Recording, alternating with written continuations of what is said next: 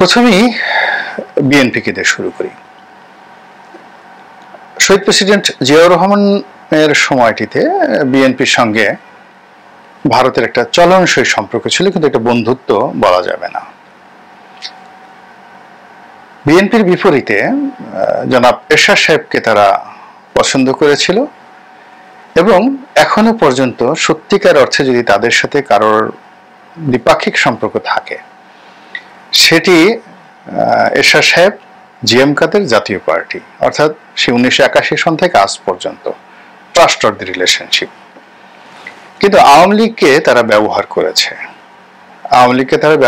কিন্তু আওয়ামী লীগের সঙ্গে তাদের কখনো এরকম যাকে বলা হয় ধারাবাহিক সম্পর্ক ছিল না, যেটা জামাতের সঙ্গে জাতীয় পার্টির সঙ্গে তাদের ছিল। এর ফলে কি হলো, বঙ্গবন্ধুর সময়টাতে খুব খারাপ সম্পর্ক ছিল। এরপর আবার বঙ্গবন্ধু হত্যাকাণ্ডের পর যখন মিলিটারি গভর্নমেন্ট এলো তখন তারা আওয়ামী লীগের অনেক নেতাকর্মীকে আশ্রয় দিয়েছিল, এটা সত্য। কিন্তু এরশাদ জামানাতে তারা আওয়ামী লীগের নেতৃবৃন্দকে ওই আশ্রয় যাদেরকে দিয়েছিল তাদেরকে মূলত নির্দেশনা দিয়েছিল এরশাদকে সহযোগিতা করার জন্য। ফলে 86, 87, 88 একদম শুরু পর্যন্ত বলতে গেলে আওয়ামী লীগ কিন্তু এরশাদের পক্ষে ছিল, জামাতও এরশাদের পক্ষে ছিল। কিন্তু পরবর্তীতে দেখা গেল যে ভারত যে কোনো কারণে অবস্থার প্রেক্ষাপটে আওয়ামী লীগকে আসলে ওইভাবে তারা নিয়ন্ত্রণ করতে পারেনি, আর আওয়ামী লীগ ও জনতার চাপে এরশাদের সাথে আসলে সম্পর্কটা রক্ষা করতে পারেনি। এর কারণ হলো তখন বেগম জিয়া বা বিএনপি এতটা জনপ্রিয় হয়ে পড়েছিল রাজপথে 88 সনের দিকে যে আওয়ামী লীগ যদি ওই মুহূর্তে এরশাদের সাথে থাকতো তাহলে তাদের অবস্থাও আওয়ামী লীগের জমানায় জাতীয় পার্টি যেভাবে ছিল ঠিক ওইরকম অবস্থা হয়ে যেত। ফলে আওয়ামী লীগের সেই পর্যায়ে যারা শীর্ষ নেতা ছিলেন, তখন আওয়ামী লীগের বড় বড় নেতা যারা ছিলেন তারা এখনকার মতো না, ডক্টর কামাল হোসেন ছিলেন, মোস্তফা হোসেন মন্টু সাহেব ছিলেন, আরো অনেকে ছিলেন। তো তোফায়েল সাহেব, আমর সাহেব, ওনাদের অনেক ক্ষমতা ছিল। তো সবাই আলোচনা করে মূলত ওই মুহূর্তে এরশাদ বিরোধী একটা আন্দোলনে আসে। কিন্তু আওয়ামী লীগের অনেক শীর্ষ নেতার বিরুদ্ধে কিন্তু ডিজিএফ এর কাছ থেকে টাকা নেওয়া, এরশাদের কাছ থেকে টাকা নেওয়া, সুযোগ সুবিধা নেওয়া, এগুলোর অনেক রেকর্ড আছে। এরশাদ ভদ্রলোক বলে এই কথাগুলো বলেননি, কিন্তু এরশাদ যদি চাইতেন সবার একেবারে ধুতি খুলে তিনি উলঙ্গ করে দিতে পারতেন।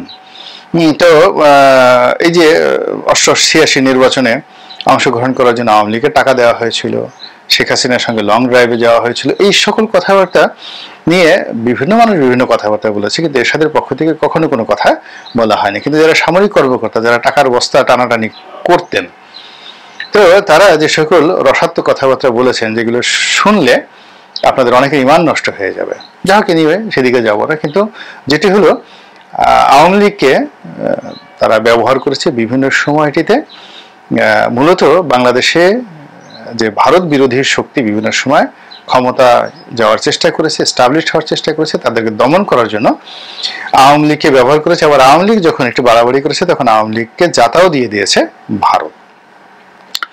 এবং 1996 থেকে 2001 সনের যে আওয়ামী লীগ সরকার one of the finest government, কিন্তু সেই সরকারটা আর কন্টিনিউ করতে পারেনি।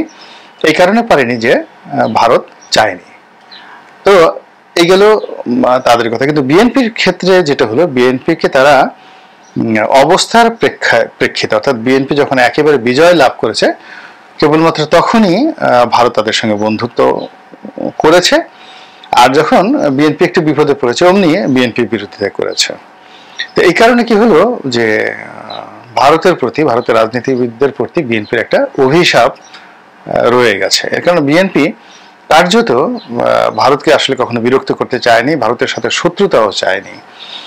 বরং মনমোহন সিং যখন প্রধানমন্ত্রী ছিলেন তখন প্রাণান্ত তিনি চেষ্টা করেছিলেন বেগম জিয়া যে ভারতের সঙ্গে তাদের একটা ভালো বন্ধুত্ব হোক, এবং বিরোধী দলীয় নেত্রী হিসেবে তিনি ভারত সফরে গিয়েছিলেন। মনমোহন সিং তখন যথেষ্ট সম্মান করেছিল, কিন্তু ভারত সেই সম্পর্কটি রক্ষা করতে পারেনি। পরবর্তীতে যখন প্রণব মুখার্জি ক্ষমতায় এলেন, সেই প্রণব মুখার্জি শেখ হাসিনাকে এতটা কাছে টানার চেষ্টা করলেন, সেই টানার কারণে কি হলো, সেখানে পরিবারতন্ত্র, ভারতের রাজনীতিতে প্রণব মুখার্জির পরিবারতন্ত্র এতটা শক্তিশালী হয়ে পড়লো যে প্রণব মুখার্জির ছেলে ঢাকা ক্লাবে বসে আওয়ামী লীগ জমানাতে ব্যবসা বাণিজ্য ভাগাভাগি পর্যন্ত করতেন এবং অনেকের রাজনৈতিক ভাগ্য প্রণব মুখার্জির ছেলের দ্বারা নির্ধারিত হতো। এটি সেই প্রণব মুখার্জি যতদিন রাষ্ট্রপতি ছিলেন পুরো সময়টাই তার ছেলে কলকাতাতে দিল্লিতে মাতব্বরি না করে এই ঢাকা ক্লাবে বসে বাংলাদেশে বসে মাতব্বরি করতেন এবং প্রণব মুখার্জি ছেলের সঙ্গে কারোটা ছবি থাকলে সম্পর্ক থাকলে সে নিজেকে রাজা হিসেবে মনে করতেন। তো যাই হোক, এই যে একটি অবস্থা, এরই মধ্যে বাংলাদেশে যে গণ অভ্যুত্থান হয়ে গেল, আপাতত ক্ষমতায় আছেন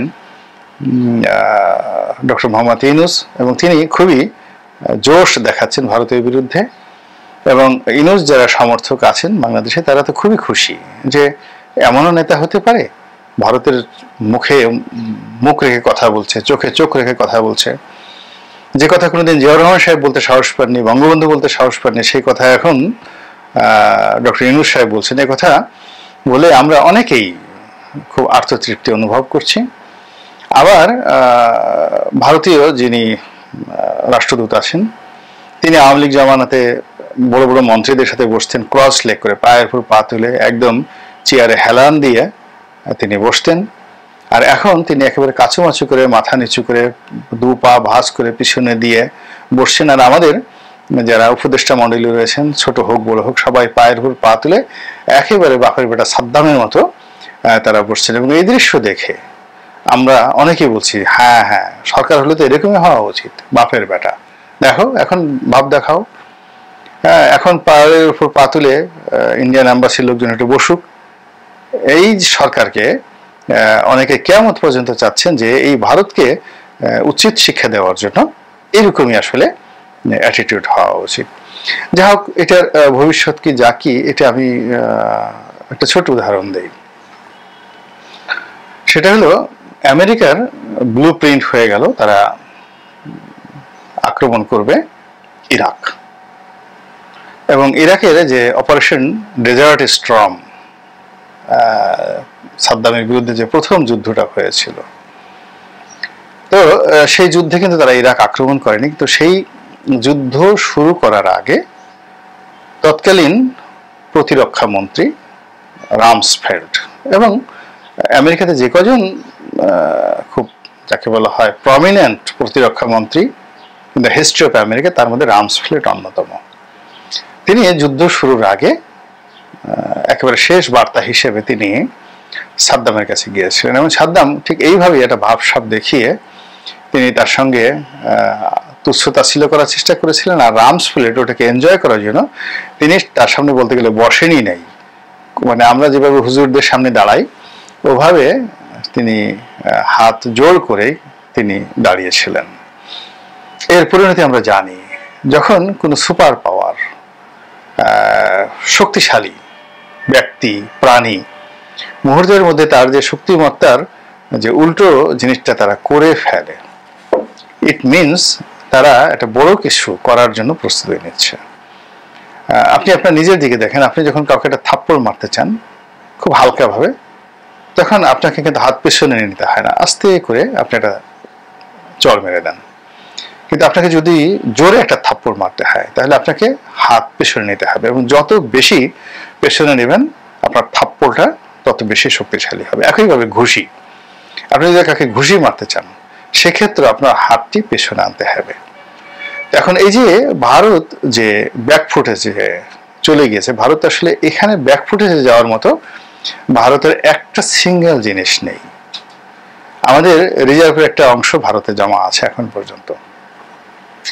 আমাদের ব্যবসা বাণিজ্যের অলমোস্ট 38%, চীনের চাইতে আমরা এখন আন্তঃ ব্যবসা ভারতের সঙ্গে বেশি করছি। আর সীমান্তে যে চোরাচালান অন্যগুলো যদি ধরেন তো অলমোস্ট বাংলাদেশের ট্রেড অ্যান্ড কমার্সের অলমোস্ট 60% এখন আমরা ভারতের সাথে করি। এই মুহূর্তে ভারতের যে ইনভেস্টমেন্ট রয়েছে বাংলাদেশে এবং যত টাকা ভারত বাংলাদেশের কাছে পাবে, এগুলো নিয়ে যদি ভারত খেলতে চায়, পুরো বাংলাদেশের আন্তর্জাতিক ট্রেড অ্যান্ড কমার্স বাংলাদেশের জন্য বন্ধ হয়ে যাবে জাস্ট 1 মিনিট। এরপর বাংলাদেশের যে কৌশলগত জায়গাতে ভারতের যে ম্যান পাওয়ারগুলো রয়েছে এবং বাংলাদেশ ব্যাংক থেকে শুরু করে অন্য সব জায়গাতে ব্যাংকিং সেক্টরে ভারতের কোম্পানিগুলো যেভাবে সফটওয়্যার সাপ্লাই দিয়েছে, যদি ভারত চায় যে বাংলাদেশের সাইবার অ্যাটাক করবে বা ডিজাস্টার করবে ব্যাংকিং সেক্টরে, এটা 1 মিনিট। তো সেইগুলো না করে তারা চুপচাপ হয়ে পায়ের উপর পা তোলা উপদেষ্টা আছেন তাদের সামনে কাচুমাচু করে বসছেন, এই লক্ষণ কিন্তু ভালো নয়, নাম্বার ওয়ান। নাম্বার টু হলো যে এই মুহূর্তে ভারত সংগঠনকারিণী তাদের যে চরিত্র, সেই চরিত্র অনুযায়ী বিএনপির সঙ্গে তারা সম্পর্ক স্থাপন করবে, কিন্তু বিএনপির সঙ্গে তারা কোনো কথাবার্তাই বলছে না। তারা জামাতের সঙ্গে কথাবার্তা বলছে, জামাতের সঙ্গে বন্ধুত্ব করছে এবং জামাতও ভারতের বন্ধুত্ব লাভের জন্য একেবারে উদ্গ্রীব হয়ে পড়ছে। এটির লক্ষণ কিন্তু ভালো নয়। এরপরে তারা শেখ হাসিনাকে নিয়ে খেলছে, মারাত্মক খেলছে। প্রথমত তারা এমন একটা ভাব দেখালো যে তারা শেখ হাসিনাকে আশ্রয় দেবে না, তারা সেখানে তাকে পাঠিয়ে দেবে বেলারুশ বা অন্য কোনো দেশে। তারপর শেখ হাসিনাকে নিয়ে সমস্ত রাজনৈতিক কনসাস তারা তৈরি করলো এবং শেখ হাসিনাকে কয়েকদিন ফ্রি মুভমেন্ট করার সুযোগ দেওয়া হলো। তিনি সেই ডক্টর মানে সাবেক যে ভারতের রাষ্ট্রপতি প্রণব মুখার্জি তার বাড়িতে গেলেন, সেখানে তার পরিবার তাকে দাওয়াত করে খাওয়ালো, সেই দৃশ্য আমরা এখানে দেখেছি। তিনি ওপেনলি সেখানে বক্তব্য দিলেন এবং সেখান থেকে তিনি বাংলাদেশের অনেক আওয়ামী লীগ নেতাদের সঙ্গে টেলিফোনে কথা বললেন, সেগুলো ভাইরাল হয়ে গেছে। তার ছেলে জনাব জয় তিনি আমেরিকা থেকে হুমকি দিলেন যে তিনি আসবেন, তার পরিবার আসবেন, তিনিও ভারতে যাবেন। তো এই ঘটনার পরে আবার ভারত চুপ হয়ে গেল, আর একটা চুপ হয়ে গেল, আর একটা সিদ্ধান্ত নিল। বারবার তারা শুধু সিদ্ধান্ত পরিবর্তন করছে। এরপর তারা শেখ হাসিনাকে আশ্রয় দিল এবং তারা ওন করলো। ওন করে শেখ হাসিনাকে জেড ক্যাটাগরির তারা প্রোটেকশন দিয়ে তারা তাদের মতো করে তাকে এখন লালন এবং পালন করছেন। এই যে তাকে লালন পালন করছেন, মোটিভেট করছেন, তাকে প্রস্তুত করছেন, একইভাবে জয়ের মুখও বন্ধ করে দিয়েছেন। এটা আমি মনে করি আমাদের জন্য রেড অ্যালার্ট। যদি শেখ হাসিনাকে কথা বলতে দেওয়া হতো, অন্য সব মানুষের মতো দালালের মতো ঘুরতে দেওয়া হতো, শেখ হাসিনা ভুল করতেন এবং তার কথায় বা জয়ের কথায় বাংলাদেশে অনেক বিরক্তির সৃষ্টি হতো। এই যে জয় পরপর কয়েকটি বক্তব্য দিয়েছেন, তো সেই কথাগুলো নিয়ে কিন্তু খুবই নেতিবাচক একটা অবস্থা তৈরি হয়েছে, এমনকি আওয়ামী লীগ নেতাকর্মীদের মধ্যে। এমনকি শেখ হাসিনা যদি ওখান থেকে বারবার তিনি টেলিফোন করেন, বিভিন্ন লোকের সাথে কথা বলেন, তার ইমেজ ক্ষুণ্ণ হবে এবং তার জনপ্রিয়তা কমতে থাকবে। কিন্তু যেই মুহূর্তে তাকে সরিয়ে নেওয়া হলো এবং তাকে তাদের একটা সেলফ কাস্টোডিতে তারা রাখলো, রেখে তাকে গ্রুমিং, মোটিভেশন যে কাজই তারা করছে, সেইগুলো আমি মনে করি আমাদের জন্য ইতিবাচক হবে না এবং এটি নিয়ে যথেষ্ট শঙ্কিত হওয়ার সুযোগ রয়েছে।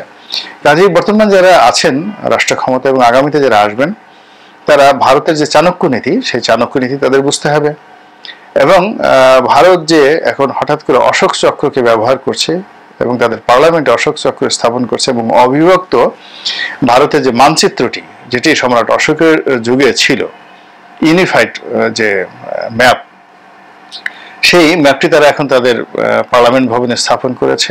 এটির অর্থ কি?